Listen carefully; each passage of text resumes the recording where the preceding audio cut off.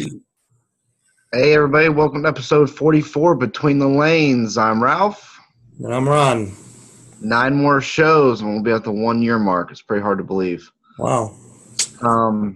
So 44 weeks later, I'm still going to tell you guys, if you haven't liked the page or liked our YouTube channel, do it. Give us a like, give us a comment, and a share. We'd appreciate it. This week we got some hot topics. We've got some race announcements, a new race. Couple new races. Yeah, a couple new races. We're going to, tell you all about here. You hear it first here. And you're going to have some giveaways. Well, one race, though, they haven't probably heard about. But the other one they have. But one they have, one they haven't. Still kind of cool. Yeah. All right, well, let's get some race results out of the way. Then we'll get down to business. Okay, so we're going to start off at the ISRA World's warm-up race. This was the official warm-up race for the 2018 ISRA Worlds, which will be held in Finland in October. And in the 132nd F1 class, Vladimir Horkey was the winner. Mr. Boudry's in second and Matty Fire third. 32nd Eurosport, Horkey was the winner. Rechek was second, and Zabanin was third. Production 24th, we had Janice winning with Matty second and Boudry's in third. And Eurosport 24th was Horkey winning again with Tonda second and Janice in third. So, they had a pretty good turnout at this race. I mean, they were kind of in the 40s entry-wise. And yeah, looks like your usual suspects up front. Most of the classes. So, and then at Cordell Model Speedway, and that is down in Georgia, close to Ralph. They had a retro race. Can-Am was won by Bobby Robinson with James Johnson in second and Eddie Cordell in third. And then in F1, it was James Johnson, your winner, with Bobby Robinson second and Roy Hogan in third. And stock cars, Bobby Robinson was the winner again with Eddie second and Eddie Fleming in third. And then there was the North Carolina Short Track Championships at Archdale, North Carolina. And if anybody watched any of the live video, you really missed Timmy Bottoms busted a move on camera, but wow, his Magic Mike moment. So in the 4.5-inch truck class, I'm sort of glad I did miss that. I posted I needed eye bleach after watching it. In the truck class, Guy Spalding was the winner with Timmy Bottoms second and Big Money Carl in third.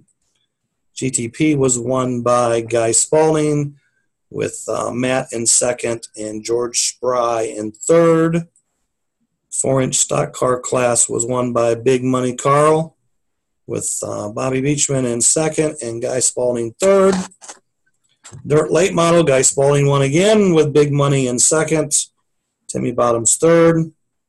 And 4.5-inch scale NASCAR, Guy Spalding wins again with Bobby second and Walker in third.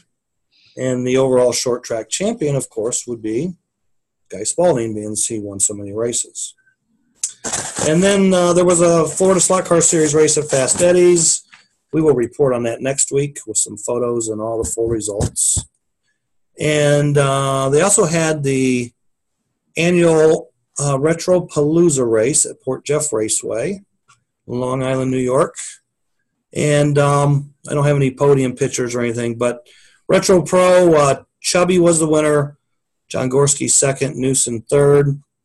Can-Am Plus, Dom Luongo was your winner. Tibu from Japan was second. Gorski was third. Stock car class, Keith Libby was the winner with Dominic Luongo second and Edsel third. GT Coupe, do they call it amateur? They don't call it amateur. It's just GT. No, GT Coupe FK and GT Coupe Pro. Okay, so GT FK Coupe. Keith Libby was your winner. Frankie Blankhorn was second. Kamo from Japan was third. GT Coupe Pro, Chubby was the winner with Greg Fox second. Keith Libby in third. Can-Am was won by Dominic with Keith Libby second and Dale Yamashita from California in third. And then the F1 class final race of the weekend, Chubby was the winner, Dale Yamashita second, and Brian X-Pro Cochran was third. And this year's Don was Keith Libby. So, pretty well attended race. And Keith had a pretty good weekend. Keith had a real good weekend. I mean, he got a couple of firsts and second and a third. So, don't know quite where he finished up in F1. I just write down the top three, but I know that I'm pretty sure him and Dom was probably pretty close for the Don Championship. So then we'll go down to Australia. They had the Brock Trophy race. I believe it was at King Willie's Raceway, and if it was at King Willie's Raceway, this was the King track that they ran on. In the Flexi Can-Am class, they don't post last names, so your winner was Jason. Jeff was second. Bruce was third. In GTP 12, it was Russell, Jason, and Jeff. In the Wing 12 class, it was Andy, Russell, and Ben. International 15 was Russell, George, and Andy. 27 Light was Jeff, Ross, and Rick. And in the Open Group 7 class, it was Roundy, Ben, and Tristan. So, back to America. The American Womp Racing Association. I didn't write down where they raced. They were at Staunton, Virginia. And we will be having an FNR race there in August. So the AWRA was there last weekend. In the Junior Legends class, it was Cole, Hayden, and Hannah. And then in the Legends class, it was Tommy, Dink, and AJ, your top three. In the stock car class, it was Tommy, AJ, and Joe. And then in the GT1 class, it was Dink, Tommy, and AJ. And the final race that we will report on this week from last week, SCRRA was at Buena Park Raceway. In the F1 class, Bill Vanderzeel was the winner, Brian Warmack second, Gary Donahoe in third. And in Can-Am, it was Brian Warmack with the win, Rick Lynn second, and Emil Conroy in third. So there's your chicken winner dinner report. Winner chicken dinner. Yeah. So Sunday. So this weekend is it's Wing Week at Slot Cars R Us and the track in White House, Tennessee. It's the NASRA warm-up race, which is the warm-up race for the NASRA Nats taking place there in August. All wing cars. So we will be reporting on that next week. And the AWRA is at Fat Boys Raceway in Radcliffe, Kentucky. And that's kind of all I got for this weekend's races. There could be a couple more. I just didn't notice them. So that's what I got for race results and race reports. So, what do you want to talk about? The upcoming. Well, should we announce the upcoming races we kind of teased about early on the show? Sure, we can talk about that. Okay. So what was it? Late last week, I believe, Ernie Mazzetti announced there will be a Flexi Flats race, which will be a similar format and style. Correct. That we just had with the Flexi Palooza race at Downriver, except this time it'll be on a flat track. Right. It'll be at the Slot Car Track Concord. It's going to be in November. It's the MTT track that November 16th through 18th. Okay. And it's on the MTT track that they're getting from Canada. And that will also be the same track that they run the USRA Division II Nats on in April of 2019 for some classes. So, I talked to Ernie a little bit. It will be 2 4-inch classes. One will be LMP, and kind of undecided on what body style he'll be using for the second class. So I don't think it's going to be GTP bodies, but it's not going to be stock car bodies either. So, Okay. And of course, I think 2 issues he has to decide on would be a lower clearance, because usually you run flat tracks at 32,000 starting clearance. Yeah, right. And the other issue will be pinion size. So, we ran 11-tooth pinions on the King track. I'm sure those motors would run fine with 11-tooth pinions on the flat track, but the 10-tooth pinion. Probably, and I'm sure you're probably going to figure out what tires to run too. Well, I'm sure they'll be like untreated natural to Yeah. hook up. You know what I'm saying? I mean, it's not going to be Wonder. It's not going to be. Well, no, yeah, I know that, but just whose tires or what. Yeah, and what size hub and stuff like that. So, Which I guess is probably all be a lot easier to figure out as soon as they get the track, I guess, Right. Well, yeah, I mean, I would say probably, small hub, untreated natural tire is going to work for everybody. So, Right. Is there any word on when they're supposed to get the track? I think they're heading north like in another week. I gotcha. Because I was told they went and got their passports. So, Gotcha. because there was some confusion there, because some people thought that you could go to Canada, go in and out of Canada without a passport. And not so much. You look it up online, it tells you need a passport or the pass card. And they were told, yeah, you'd probably have no problem getting into Canada, but you'd have a problem getting back into the United States. Which is a problem. So, unless you want to just stay in Canada for a while. Yeah. Unless Randy just wanted to send Walker, knowing that he might get stuck up there for a while. He might want a break. I don't know. You never know. And Walker did graduate last week, so congratulations to Walker for graduating high school. Yeah. So, the second flexi car race that hasn't been announced yet is the Mid-America Phoenix Flexi Fiesta. Fiesta. I feel like I should have stuff flying through the air here when I announce. Yeah, you need those sombreros from the All-Star race. Yeah, well, I got mine over there. I can take it. Yeah. So basically, that race will be the weekend of September 24th. Early indication, of course, being it's called the Phoenix. They're going to use Rogers Phoenix motor as the handout motor for, I guess, LMP and GTP on the King track. And then on Sunday, there's going to be I believe, LMP track on the newly reconditioned X-Dave Fiedler LTD track. LTD track, yeah. And that'll just be a separate race for those who want to stay over and run. And I believe, I guess it'll be 2 ways. Either you can run the motors you got the day before, or maybe it'll be another handout race. But the details are coming. Yep. The date's set in stone, but all the fine details are still coming, kind of like the flexi flat track race. It's everyone's schedule race happy. So, well, no. If you're trying to have a big race, I mean, it's getting pretty crowded to schedule. So, Ernie kind of had to stuff the flexi flat race in there. Yeah.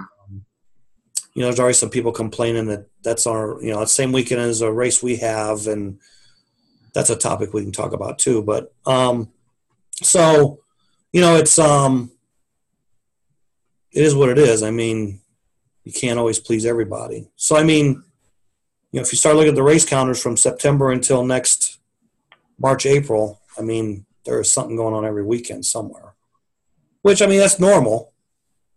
But it seems like now there's this kind of, And I just want to mention, too, that both those races we mentioned will both be online pre-entry deals. Yes. Also.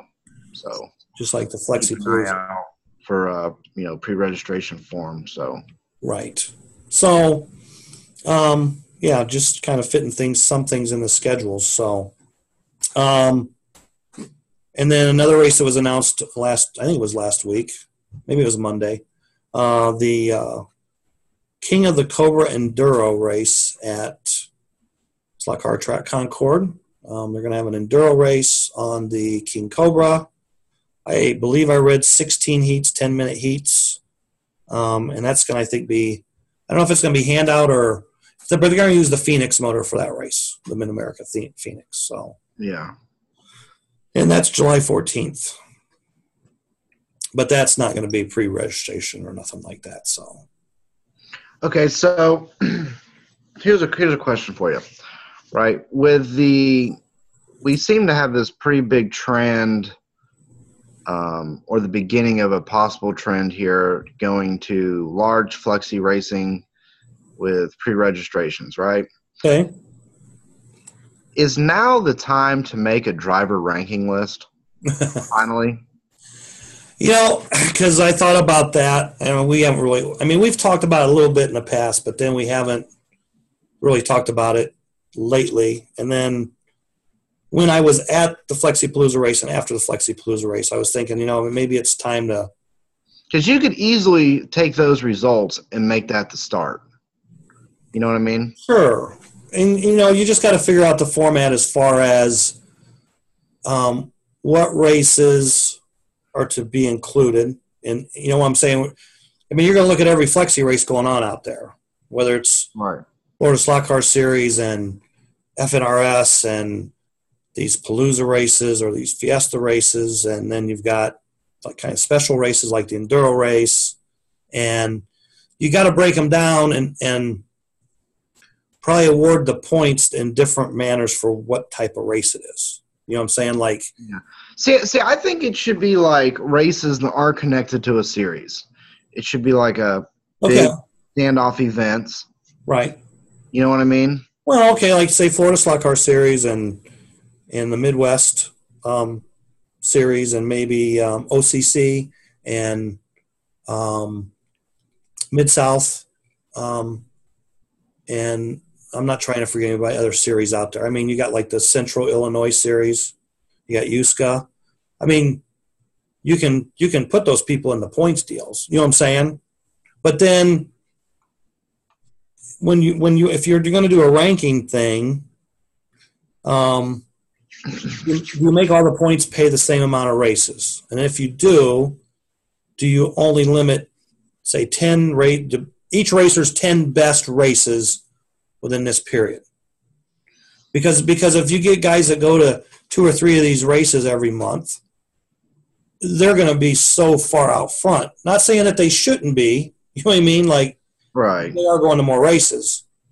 But that's not, I guess, in a way fair to other guys that can't do that or maybe live in an isolated area that it's a 4-hour more travel time to go to a race.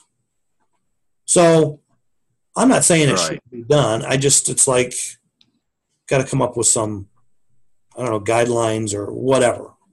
And no one has to participate in it. It's 1 or 2 people sitting down and keeping track of this. Well, see, like I mean, we could do one for the FNRS. Oh yeah, you could easily do. Yeah, FNRS driver ranking. Sure. Be based off FNRS event, obviously. Right. You know. And do you do it by each class, or do you do it by? I mean, how does ISRA do it? ISRA's not per class; it's overall, right? No, ISRA does it. You get points in each class. Yeah, but then there's one overall ranking, though. Yes, because that's based on each driver's previous 5 years. Right. Finishes. Right. So what I'm saying is, like FNRS, you could have class rankings, and you could have an overall ranking. Because not everybody runs all 3 classes. Some guys run 1, some run 2, some run... Yeah, but if you do an overall ranking, it might encourage people to run all the classes. Well, yeah, I understand that. But, okay, so then what's the outcome at the end of it? Like, okay, so you're king of the hill at the end of this time period. Well, it just keeps running and running, and you constantly try to move up the list, you know? Okay. At the top, you got to go to try to stay at the top. If you're not at the top, you got to go to try to move up, you know? Right. Okay. It'd just be interesting. Well, all you can do is you can just do it and see what happens. I mean, Yeah. like I said, you just got one or two people or three people, whatever, have to sit down and compile this every week. Right. Well, in our case, if we did it for FNRS, it'll be every. Right. Right. If you just do a separate. It'd be a lot easier to start because there's only been so many races to begin with, too. Right. But because it's cool that all these big races now are basically running our FNRS rules. Yeah, so several are. That's been kind of cool to see that happen. Right. Speaking of big races, that Womp race that you reported was like 42 total entries in that Womp race. That was pretty good. Yeah, that was real good. Yeah, that was pretty. I mean, that was probably. I was impressed when I saw that. I mean, that was through 5 or 6 classes or whatever, but still, it was 4 races. Four. Yeah, it's still a good little total though. You know. Yeah, because I don't know how many junior racers there were. I mean, right. If there was 5 and there was 40, that means there was 4 or 37. You know, right. Total Womp entries. I mean, that's probably is right up there with one of their biggest races they've had. So, right. It was impressive. I mean, they had 42 entries at 3 or for 3 classes. So. Yeah. See, and back to the driver rankings, like the USRA could have been doing this. Oh, yeah. I don't even get me started on that. No. Right. That would be perfect for the USRA to do, but here's the difference. Okay, so Israel's the only organization that has a driver's ranking. Right. But they're the only organization that limits the amount of entries at a race. True. Yeah, that's true. So part of the reward for going to races and getting points is that you can have enough points to, like, you can be in the next field. Right. If you don't go, then someone bumps up. But if you want to go the following year, you may not have enough points to make it. And if everybody goes, then. And we saw that with the Flexipalooza event, where people were signing up just to make sure they were guaranteed in next year. Right. Even though there's no ranking, they still went because you're guaranteed an invite back to next year's race.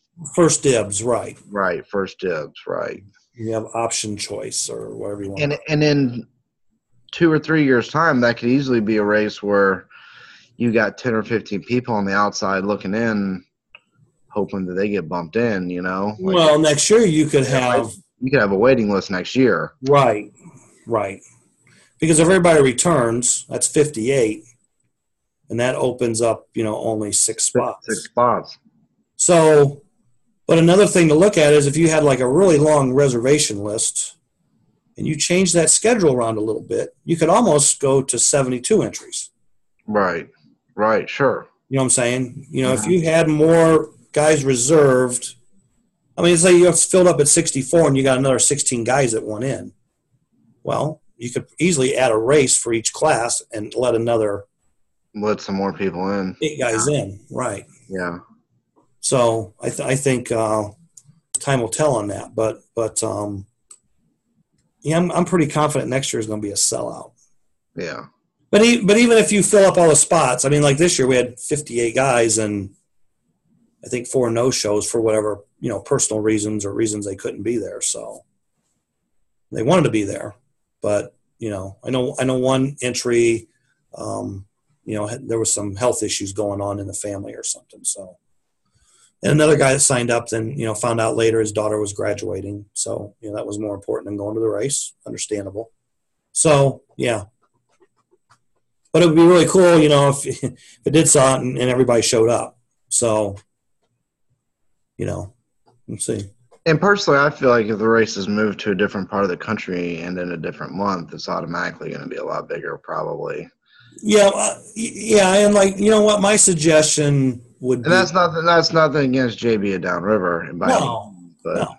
My suggestion would be try and move it maybe into May, early May or something, because possibly a little more centralized spot there. Right, because that weekend, I mean, I know we lost some guys because of graduations, schools out, first weekend of schools being out, baseball, blah blah blah, and real racing car season started.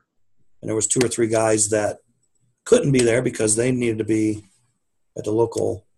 It was very, very nice how close that place was to the Detroit airport, though. That was real. Very like 8 miles. Yeah. Very convenient. Yep. Next time, just take your parachute and jump out when you go over. I think they frown upon that, but well, I don't think the raceway's on the glide path either. So, because I don't remember any. It might get you put on the no-fly list, no jump list. Okay, so then another race announcement. They announced a day or two ago that the 2019 USRA Nats wing cars will be back at PA Watson's slot car raceway in Houston, Texas. And he was the only one, I think, that, well, they just said no other raceways bidded for the 2019 race. And the rules don't allow the wing car Nats to say return to someplace the next year. But if no one bids, what do? What do you do? So I missed that. I didn't see that. Okay.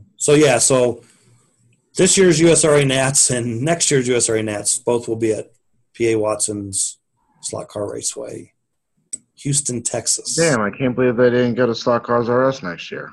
Slot Cars R Us. Which Slot Cars R Us? Oh. I got you. But speaking of wing cars. Okay. So there's going to be 2 premier events, both calling themselves Nats. Is that good or bad overall, do you think? Okay, well. For wing car racing. We'll go back to the Nats thing. Because years ago, I remember and nowadays, and probably for the last many years, the Nats thing has been watered down.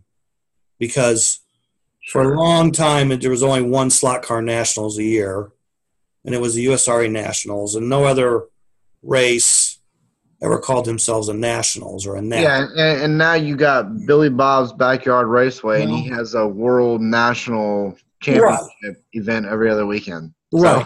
Right. So the Nats thing has kind of been overused and watered down. And I'm not trying to disrespect anybody that wants to call their race a Nationals. That's fine. If you have an organization or group, and you're free to do whatever. I mean, you can't go and say you can't call yourself the Slot Car Nationals because we have this one race.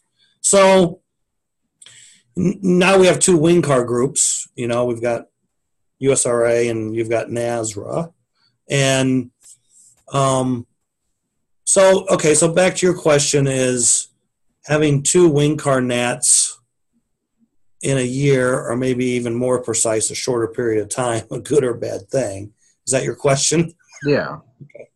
Well, for one, the USRA has been around, I think this is the 48th national championship of theirs.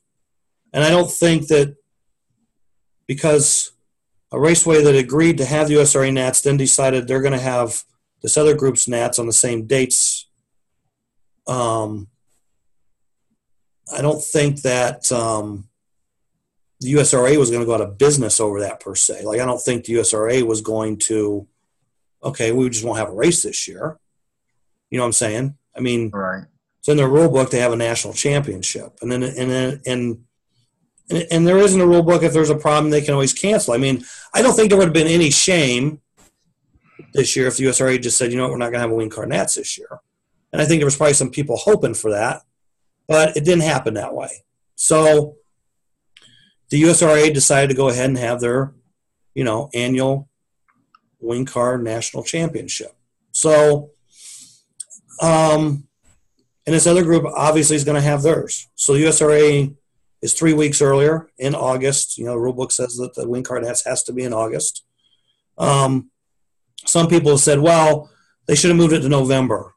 The rule book says this, well, it's an emergency. Well, is it really an emergency? I mean, right. USRA's Nats is in August. Everyone in wing car racing or USRA knows this. Nothing's changed. Nothing really needed to be changed. I mean, there's probably some people that wish things were changed. But, it is what it is. So it's probably in some ways it's good, some ways it's bad. I mean, it's good the USRA is going to carry on and have their wing car nats, whether they have 10 guys, 20 guys, 30 guys, or whatever, because we all know that the NASRA nats is going to be bigger because it's on the fastest track in America. You know, that's the attraction there. I mean, you had raceways that didn't bid against Tracy. Yeah, but I think PA's really helped his case by picking up the track he just picked up too, though. Oh yeah. So here's the situation. I mean, where I was going was,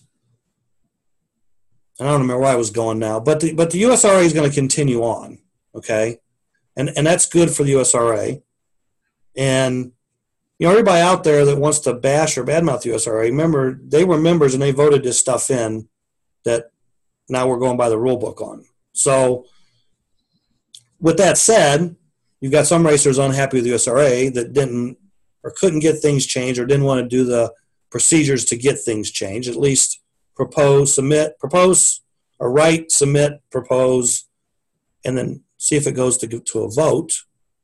Okay, so nothing got changed. So some guys are disgruntled and they start a new group. Fine, no problem with that.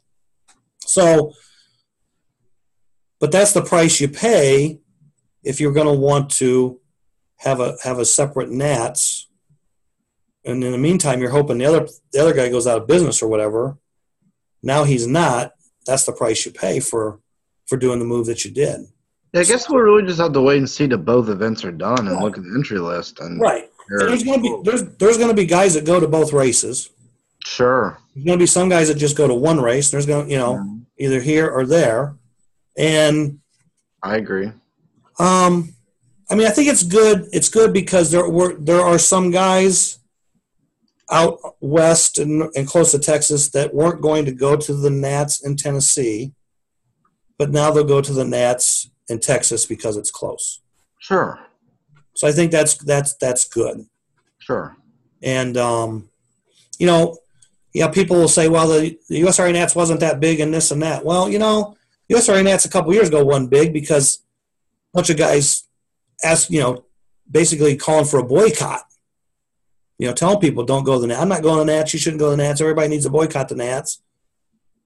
You reap what you sow sometimes. So I think everybody, if they sat down and had a sit-down meeting, I think everything could be worked out for the future, but time will tell.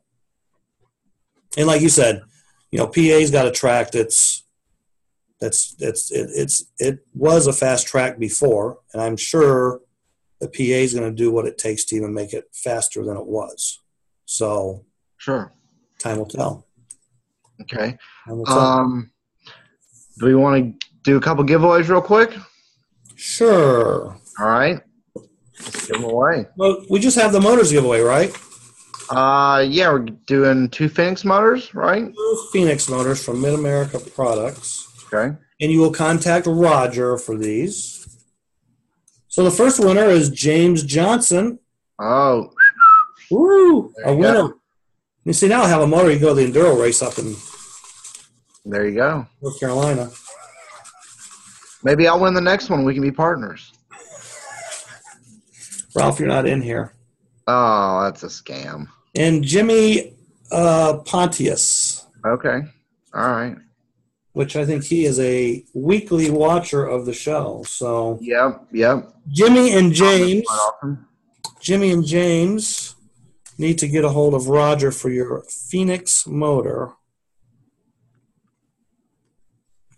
And I'm sure Roger will mail that right out.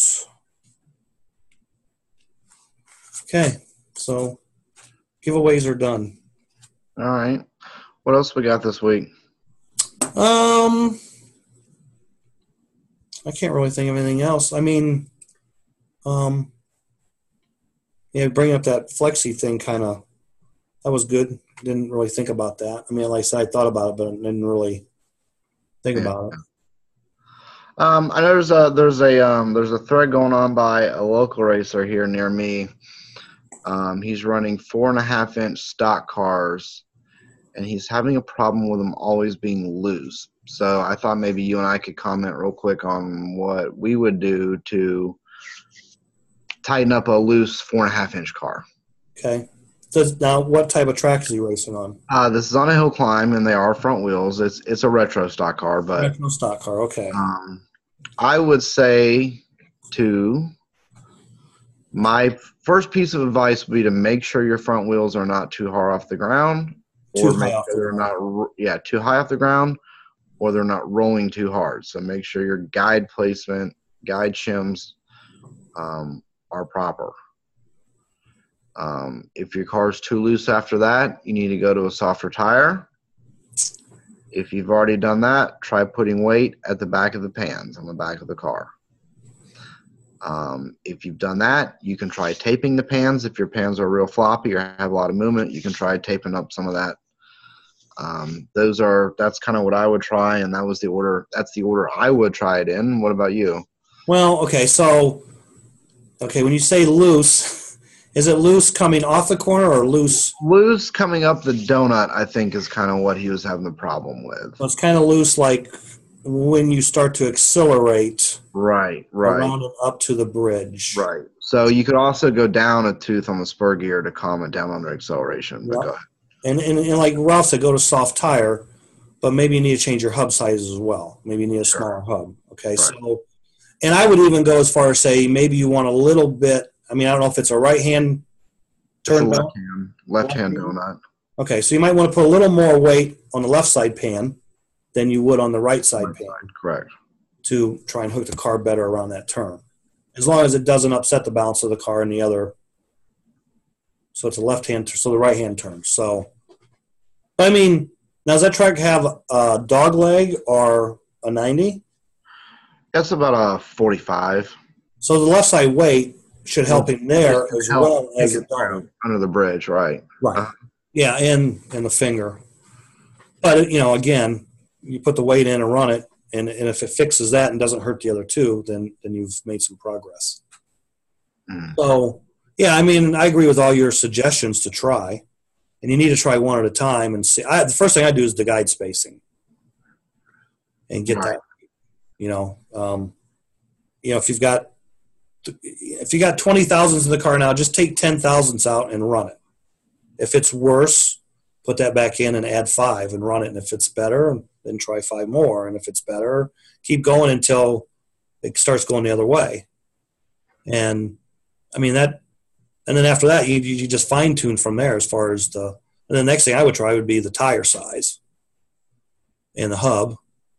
And then, if you got I don't suggest adding weight unless you absolutely have to, but right. Then play with that. And then, but remember, if more weight you add to your car, you need kind of that bigger, you need more teeth on the spur gear to get it up off the corner. So, going right. Yeah, there's a lot of trading off going on there but you kind of just got to slowly dial it in. Start with a guide flag, try the tires, then maybe you'll hit it right there, and you won't have to go any further. Right. So, but then again, the thing you have to watch out for is if you fix the donut, you can't make it mess up somewhere else on the track. Right. You can't overcompensate. Right. For your left-handers to work, so it won't work on the right-handers. But those basic tips can be used on any type of car, really. So I take it this is at Cordell? Or anything, yeah. Okay, so I guess my first question would be: is he running the short, low JK body versus a legal retro body? Okay, I think so. I think he's using. I think they run those JK ones. Yeah, I don't. Yeah, I know they allow them, and I don't. I think in the race results I think Bobby won with a regular Torino. I don't think but I think the second, third place cars had those bodies. Yeah. So, if you don't have that body, that's probably something you want to try too, because I know for a fact that those slam short bodies are a good 1/10, 2/10 better, and they do hook. I mean, they'll take a car that's loose and make it straight right now. Right. Because they just don't have that much overhang past the rear tires like the correct bodies do. Yeah. Because I already went down that. I already went down that path one time myself. So. I mean, it was amazing. It was just amazing. Like I remember back in the day when we run 4.5 stock car, retro stock cars, and I'd flip flop between your Torino or Talladega and the '69 Charger. Right. And the Charger, the nose is just so low to the ground and is long, and that body would be so freed up, and it was so much faster down the straightaway. But if your car was too loose, you could put the Torino on there, which had like a bricked front end, and man, it just made the car so tight. Well, you talking the Charger or the Daytona? Daytona, sorry. Daytona. Yeah. Yeah, the Daytona. There was a big difference between those two bodies. I mean, and that was purely on front aero made the difference, you know. See, I never and I don't race that stuff a lot, but every time when I had the two body option per se, I never liked the Torino. No, it always it made. I mean, I literally felt like I was driving a brick down the straightaway. But I know that you got to the corners, it was nice and tight and hooked up, you know. Right, and I know that the one year at the Race of Champions, you won with the Torino. Yeah. Charger, or Daytona, excuse me, and but you didn't like at that particular day. You didn't like the Daytona. You liked the Torino better. Right. You know, and I like oval, yeah. Right. So, and we had different cars. I mean, it's just, but still, you know, and neither one of us could have won the race. I mean, it wasn't like, sure, you know what I'm saying? So, I mean, yeah, I mean, that's something I think about all the time. Like, it's amazing how just different shapes of the bodies make such a huge difference. But I've known that forever. I mean, right. Back to my Womp days, I mean, you know, that's all we raced. And I remember, you know, like, and you've probably never seen some of these bodies, but there was like this Lancia body that was really, really good on certain tracks. But you go to the next track and the Corvette might be better. And then you go somewhere else and like you might switch to a Rhino Camaro body, like which was like an ASA style body, 81 Camaro body. And it's like, wow. And then eventually the Kramer Porsche came out and everybody just started running Kramer Porsche bodies. Right. Because I can remember going to races and I can remember going down this one local track and this will go back to the topic I wanted to talk about earlier too. But I can remember going down to this local track and going down with my Lancia on my car, and like the local guy, the local hot dog, he ran a Volkswagen Beetle. No, a little difference. Yeah, so like, you know, I had never. It's the first time I'd ever been on American Orange track. I never seen one. I go down there and, you know, I'm out there and I'm kind of lost. I mean, I raced on the Windsor with the S's. I mean, the S's weren't a problem. It's just we've got a bigger bank and a little different layout. So we start the race and, you know, I can remember him trying to keep up, and we had to blip the bank. You couldn't run the bank full punch. And I can remember he would like overdrive the bank, and actually that Beetle rolled so nice when he okay, like he did that a zillion times. So the next week I went back because I remember him saying, "Oh, the Beetle body's the best body on this track." Okay, so we go back next week and he was running a Lancia body. So, but yeah, and when I brought that up, because okay, so like when I was racing then, we've been racing our local track for about probably 4 months before this other raceway opened about 20 miles away. Okay, so I remember.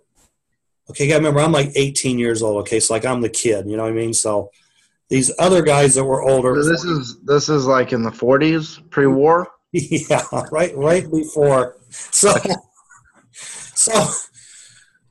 the older guys that I raced with that were like in their 40s and 50s, they had raced slot cars in the 60s. Okay, so some of those guys went down to this track, and I remember the one guy that went down. He went down there and won. Now this guy could never win at his home track.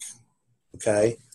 So then the next week, I'm like, I think I'm gonna go down there to Huntington. You know, who's going? And the guy who won down there but never won at home, he says, if you can't win at your home track, you should never go anywhere else and race.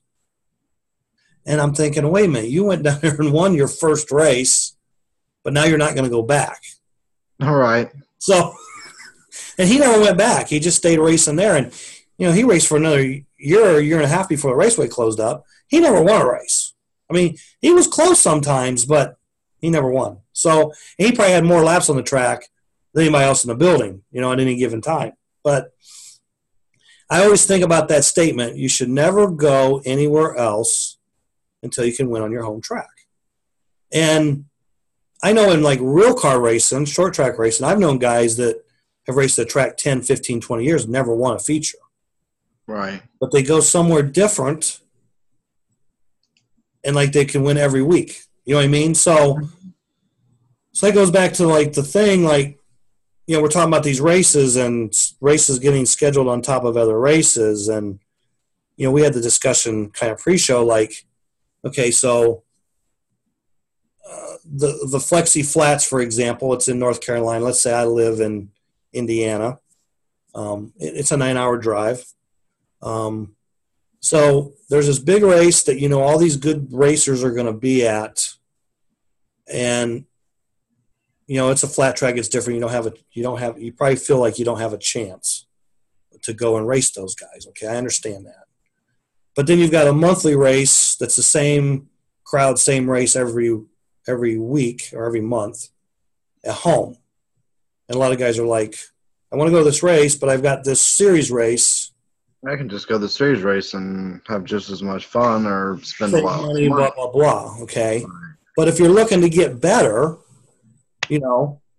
should you think about going to the bigger race, seeing what, the hot dogs are doing that are traveling around different areas and racing and doing well? I mean, I understand some people can't because of economics. That's not an issue. I mean, where do you decide, like, it's like, it's no different if you race weekly, if you race every Tuesday night at your local track, but there's going to be a series race at your track this weekend, and you win every week. You win every Wednesday or Thursday or Tuesday night. The big race comes on Saturday, and you don't go to it. You know what I'm saying? Right. But if you want to get better, you got to go. You got to go to bigger, better races.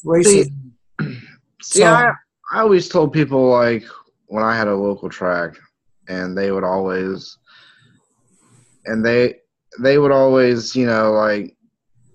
they'd come in there and I'd race sometimes, and then most of the time I'd win because it was, my home track. It really wasn't fair for me to race, but right.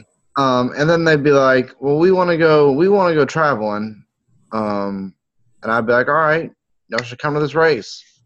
And they'd show up to the race and they'd get destroyed, and they would get, their feelings would kind of be hurt, and they'd be like, man, this sucks, or right, suck, blah, blah, blah, And I'd always tell them, I said, look, keep racing.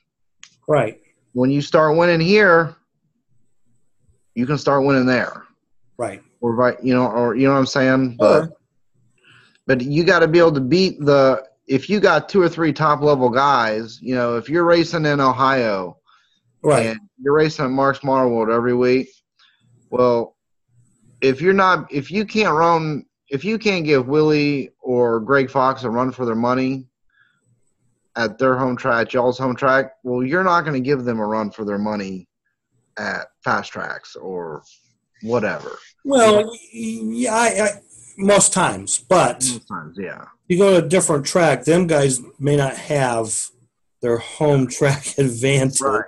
But so I guess what I'm getting down to is when you decide to go and start traveling, don't get discouraged because you're probably going to do bad your first time. Everybody, even your first 5 or 6 or 10 times, don't get discouraged though. You got to keep going. You got to keep doing it, and you got to keep racing weekly to hone your skills and make your cars better and get your driving skills better.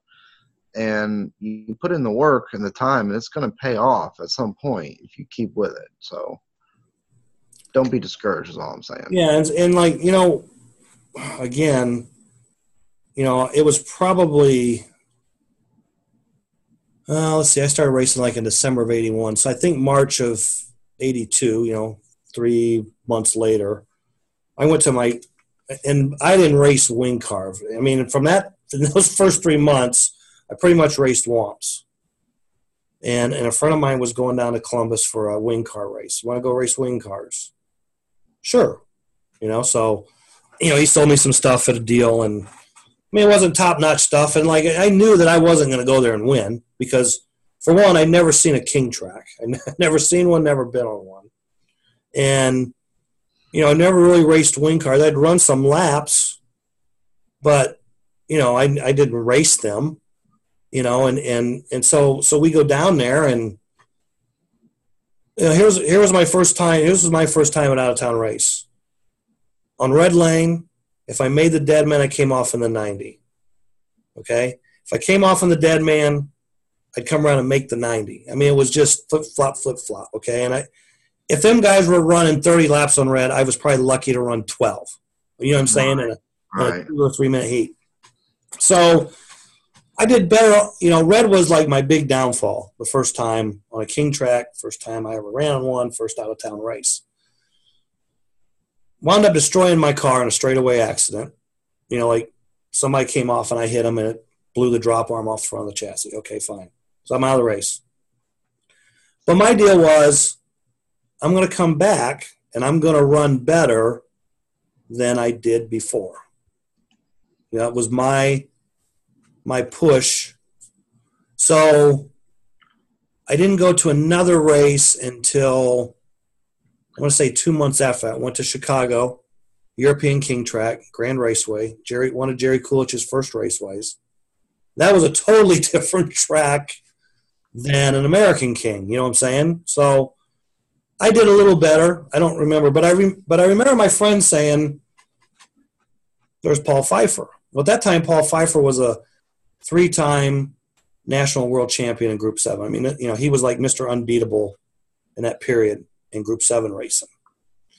So, Paul's coming in, he sets his stuff up. It's the middle of the afternoon, and I think the 27 race was going on at that time, and I wasn't racing. I was just hitting somebody, helping them. And so 27 race is over, and they're going to have a practice session before they start semi-pro. So my buddy says, watch Pfeiffer. He's just going to go out there and pound laps on red. That's all he's going to do. And sure enough, I mean, he hooked up on red, and he just ran on Red Lane and tried different cars, and that's all he did. And he never, fell off. And I'm like, yep, I need to start. So then I think it was 6 months or so after that, we finally got a king track that was close to us. And, yeah, it was like practice on red. Because if you could run red on an American King and get around it good and fast and not fall off, the rest of the lanes were a piece of cake. Right. So, yeah, but I always wanted to go back to the next race and do better. That was because, like I said, I didn't win my first time going out of town to a big race. I can't tell you. It was probably over a year of going to different wing car races before. Well, the hardest thing was making the A main. You know what I mean? That was my first goal, was to get in the A main, to run enough to get in the main. So then once I got in the main, then it was improve on winning. And in the first race I won by the length of a diaplane. Wow. Yeah. Wow. And beat this guy that some listeners may remember, Joe Hedges. I mean, he was a really good international 15 racer out of Maryland at the time. And I remember I could pull him through the bank, but he just killed me in the back half. But I didn't really know how to really drive the back half yet either. You know what I'm saying? So we ran the last minute or two of that heat kind of side by side. And when the power went off, we were coming out of the finger, and I beat him by the length of a diaplane. And that was my first wing car win. So, yep. I-15, first wing car win. Yep. They were far and few between too. So what's the secret word of the show this week? Secret word. Well, I hadn't thought about that one, as usual. It's going to be Father's because it's Father's Day weekend. Okay. Happy Father's Day. Happy Father's Day to everybody that's a father or, well, you know, all men have that fatherly instinct in them. Whether you're a biological father or not, you can be a father in many ways. Happy Father's Day. And how many young kids have you ever taken under your wing at the track and helped? See, you're a slot car father. That's right. See? That's right. Slot dad. So yeah, you know, just that's a different topic for another show, though. Oh boy. So that could be interesting.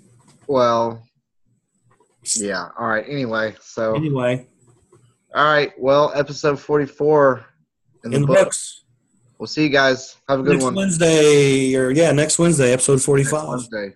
Have a safe and happy Father's Day, all you dads. All right. Bye. Bye.